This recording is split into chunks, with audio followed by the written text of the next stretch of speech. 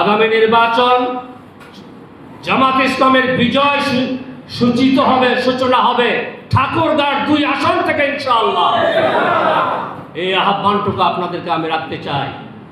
কাজেই শুধু এই বক্তব্য শুনবেন, এখানে আপনারা চিৎকার দিয়ে উঠবেন তা নয়, বাস্তব ময়দানে আপনাদেরকে কাজ করতে হবে।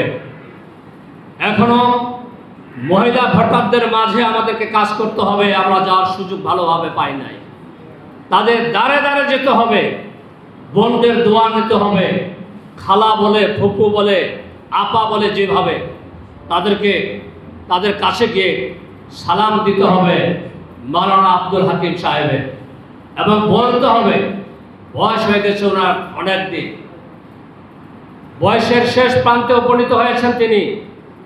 দীর্ঘদিন ধরে ঠাকুরগাঁও ঘন মানুষের খিদমত করে তিনি আসছেন। একজন বিশিষ্ট আলেমে দ্বীন, আল্লাহ একজন বিশিষ্ট আলেমে দ্বীনকে ভোট দেওয়া, এটা একটা সওয়াবের কাজ, ইসলামের কাজ। এটা অন্তত বুঝাতে হবে। কি পারবেন আপনারা? এই কাজটুকু আপনাদেরকে করতে হবে।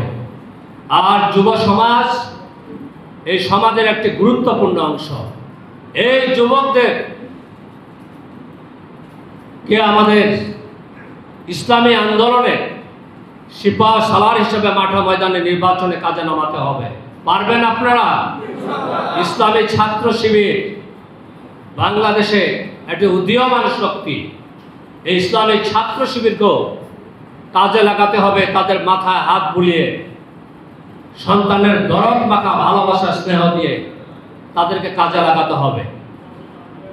যদি লাগাতে পারি, শ্রমিক সংগঠন, যুব সংগঠন, আলেম ওলামা, ছাত্ররা, বোনদেরকে, মাদেরকে, তাহলে বিজয় আমাদের নিশ্চিত হবে ইনশাআল্লাহ।